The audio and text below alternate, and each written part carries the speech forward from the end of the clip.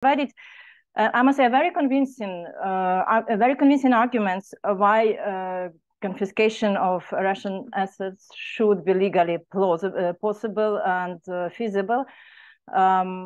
But still, the issues probably are even more dimensional. From what I understand as an economist, there are some economic concerns of what it would mean for the international financial system apart from the legal side of it. And I would like to pass the floor to Maksym, who will guide us through the economic arguments here, why this is, in his opinion, not the case. And I also wanted to remind you about the housekeeping. So if you have questions, please leave them in the Q&A. And after the exchange between panelists, I will be really happy to ask them. Thank you, Maksym. The floor is yours, please. Thank you, Ola, and thank you, Andriy. Let me just start sharing my screen real quick. Okay. Is this okay visible? Perfect. Thank you, Andriy. We were absolutely thrilled at the Center for Economic Strategy to collaborate with the International Center for Ukrainian Victory on this study, and I am happy to present the economic arguments for confiscation of Russian state assets in favor of Ukraine. The main argument that we keep hearing over and over is that the confiscation of assets will create a trickle-down effect in which a lot of other countries, especially non-democratic authoritarian countries, will withdraw their assets from the Western financial systems, thus leading to the collapse of the financial systems of the West, which would obviously be less than ideal. But at the same time, we believe that such fears are absolutely unfounded and that there are no alternatives to the Western financial systems, and the world is very unlikely to shift away from storing money in Western countries. At the same time, Ukraine has suffered significant losses. As I'm sure you all are aware, in March of this year, the World Bank has estimated the damages to Ukraine at 411 billion, and since then, obviously, the number has only gone up. Only the Kakhovka Dam damages are estimated at $14 additional billion. So that is a significant amount of money, which can be at least partially compensated with the about 300 billion euros that are being currently kept in the European Union of the frozen Russian assets. In order to fully explore the arguments, let us first look at the composition of the world's foreign exchange reserves, because the biggest argument is that if we freeze the Russian foreign exchange reserves, the other countries will take their foreign exchange reserves away and try to relocate them away from Europe, the US, and the G7 countries. Currently, we have calculated, as defined by the Economist Democracy Index, all the authoritarian countries collectively hold about 40% of the world's foreign exchange reserves. And here on the graph, you can see the countries being plotted by the size of the foreign exchange reserves, with China being the largest one. But also on the scale, they are plotted by the World Bank's Voice and Accountability Estimate. And this estimate basically tries to account for all the democratic freedoms that citizens of a particular country have. The estimate varies from -2.5, ranges from -2.5 to 2.5. And you can see that the truly democratic countries with the index of above 0.5 on the very right in the green color only collectively hold about a third of all the foreign exchange reserves, meaning the rest of the world, the non-democratic countries, basically hold the majority.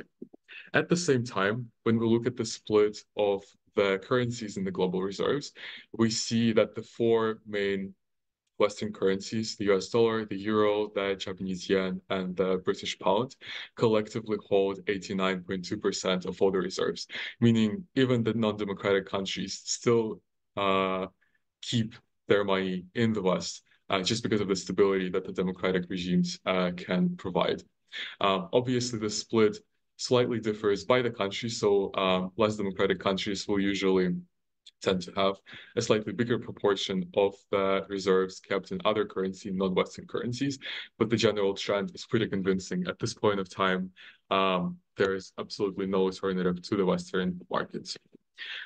A lot of other countries, mainly big economic superpowers, have tried and attempted to attract the funds of foreign countries and turn their own currencies into the reserve currencies, with the most notable example being China.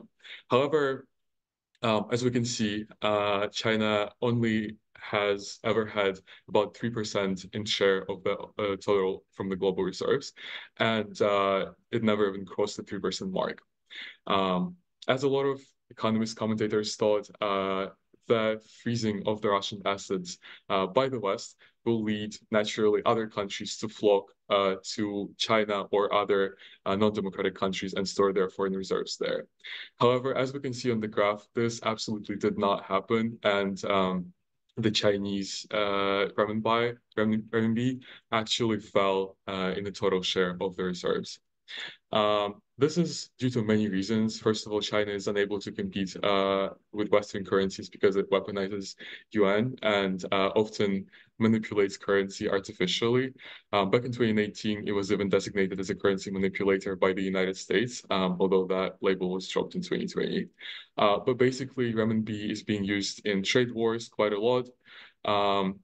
There is lack of full convertibility because there exists a so-called overseas renminbi and the local renminbi, which are not the same. They are regulated differently, and the spread can sometimes reach 1-2%, which is obviously not ideal for investors. And China is also has a record of being very unsafe for private investments. Notably because in 2021 it has passed an anti-foreign sanctions law, which basically allows the government to seize private property of private foreign investors without much notice. All of this basically indicates that China is very unlikely to gain traction and promote its currency and actually be successful in making renminbi a reserve currency. Several other notable examples of countries who have tried or at least expressed ambition to make their currency reserve are India.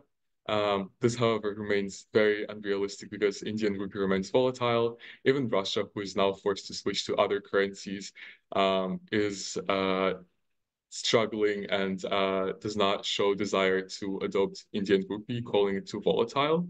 And also the problem is that Indian economy, although growing fast, is still relatively small, only accounts for 2% of global exports, and therefore other countries do not feel compelled to hold rupees just because of the low amount of exports.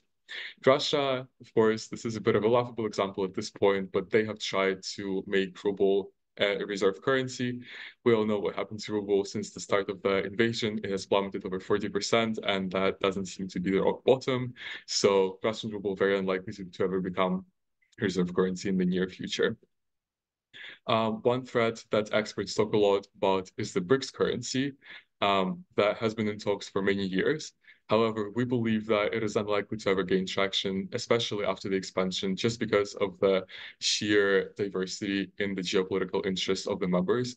We can see that, for example, Brazil is much more oriented towards the United States, while other countries might be oriented towards China. So it is very hard to imagine that those countries will just give up their monetary sovereignty and in any way submit to the common currency, which will likely be dominated by China as an economic superpower anyway.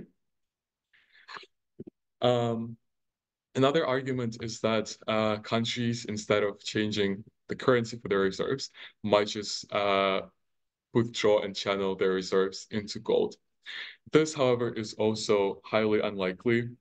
First of all, gold is very, very volatile.